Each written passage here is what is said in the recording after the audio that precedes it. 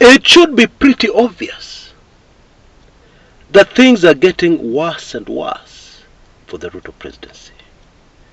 And that is not propaganda. I want to give you solid, very recent events, and I'm going to analyze them thoroughly so that we all understand that this is a regime that is going down.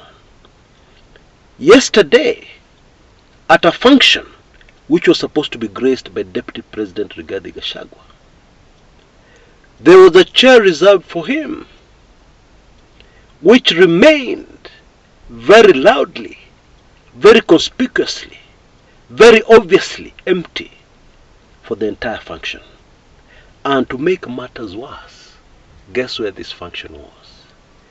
It was at the home turf of the Deputy President, Gachagua. It was in Nyeri. Now already, politically, that is a very big deal. Let nobody lie to you, it is inconsequential. Let nobody lie to you, Gachagua didn't show up. Hey, when who is Gachagua? Let nobody lie to you. You see, first of all, it sends a message. Let me put it this way. A very important person, a VIP, is invited to your village, specifically to your family homestead. And all members of the homestead are there, except you. And to make matters worse, everybody knows where you have gone. You have gone to another function which is not very far from your village. It is not very far from where this function which you have given a miss is. Now just tell me, what kind of picture does that portray? What kind of message does it send forward? Especially in the current political atmosphere in Nyeri. Don't forget there's a tragedy, the Enda Russia Academy tragedy, where some babies, some kids, unfortunately perished. 21 of them. That incident happened only the other day. And if you are to listen to how people are talking on the ground, with a lot of pain, especially in relation to that incident. In fact, some of the things people are saying on the ground, I cannot share even on this channel. That is how serious it is. And then, in that kind of environment, Gachagua does not show up. What does it tell you? To me, it speaks volumes. But that is not the only problem the Ruto presidency is facing. Ruto has recently come back from Germany, where he announced to us very proudly that he has secured jobs for Kenyans. He had to go and work there and earn douche marks instead of Kenyan shillings. Now, something unprecedented has happened. This has never happened before. That a visiting head of state goes to a foreign country, announces something, and then that foreign country's host come out with a statement and they say, no, what our honored visitor said is not true.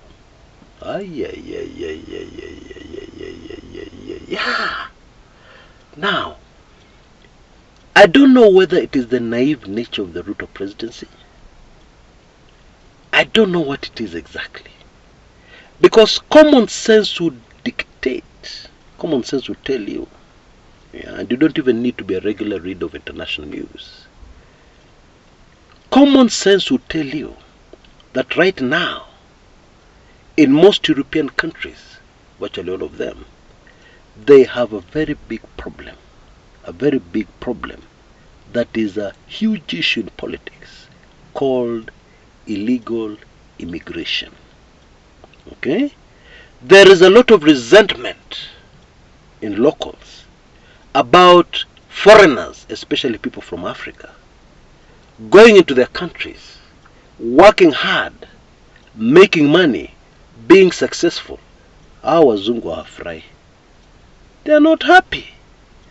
And then to make matters worse, there are some people who leave Africa.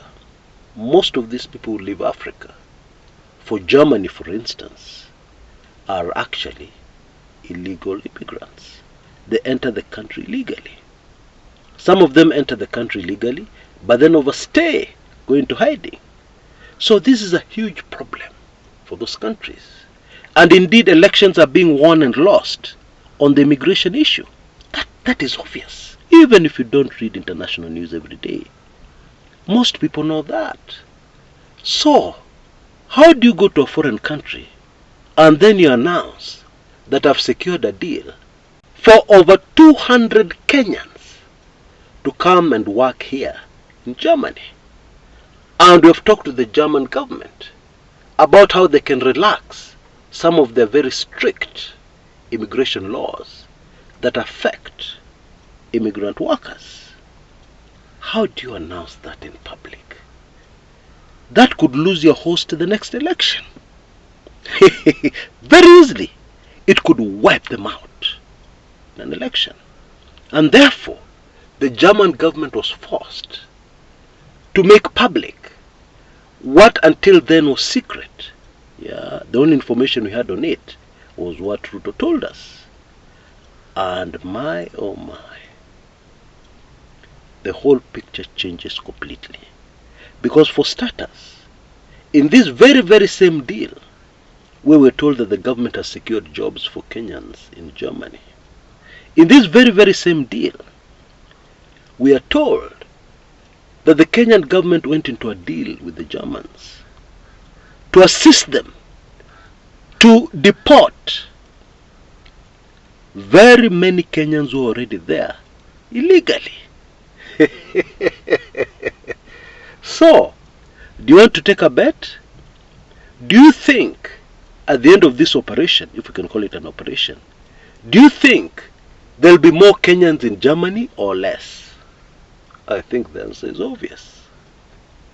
After they deport all those Kenyans who are there illegally, how many do you think will manage to go through the stringent requirements of the Germans to be able to go and work there? How many? And remember, Kenya is not the only country exporting labor. There are other more favored countries that would want to export their labor. Countries in Europe, countries in the Far East, for instance. Yeah. What a mess. What a terrible, horrible mess. In other words, the German government called President Ruto a liar. Is that a small thing? For another country, a powerful Western nation, to call our president a liar. Is that a small thing? Do you think it will have zero consequences? Tell me, what do you think? And that's not all. The grilling of the Roads and Transport CS, Bwana David Chirchir, at the Senate. Hiyo ilikuwa moto kuliko pasi ya makaa. That grilling was very revealing. Very revealing. More than revealing. It exposed the rot and corruption deep inside the Ruto administration. Will that one have zero consequences also? Will this Adani deal survive? By the way, it will be very difficult. I'm sorry to be the bearer of bad news.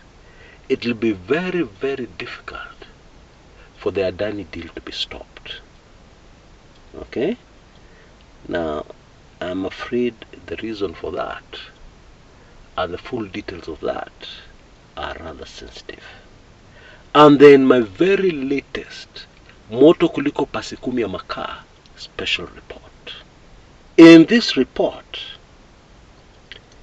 it gives information that has never been in the public domain, especially about something that happened in Kenya. Yeah. not too long ago, when the G2G deal was being launched. Okay? Actually, there is a very clear link between the G2G deal, the notorious one, where EPRA, a government agency, has carried out a research that has told us this deal was very bad for the country called Kenya, and very bad for the people of Kenya. Yeah? But then the deal is still on. It is still ongoing as we speak. Well, there is a link between that and this Adani story. Oh my, oh my. It is shocking. Okay? And it lays bare exactly how things are done in the Ruto inner circle, including political things. Now you can see details on the screens right now. For only Kenya shillings 2,999, you can have this very latest special report pop in your inbox. And unfortunately, this time round, I need only very few people. It has something to do with the very highly sensitive nature of this particular report. I'm looking only for 5 lucky Kumekuchans on this crazy report. Yeah, so please act immediately to avoid disappointment. Until next time, this is Chris Kumekucha.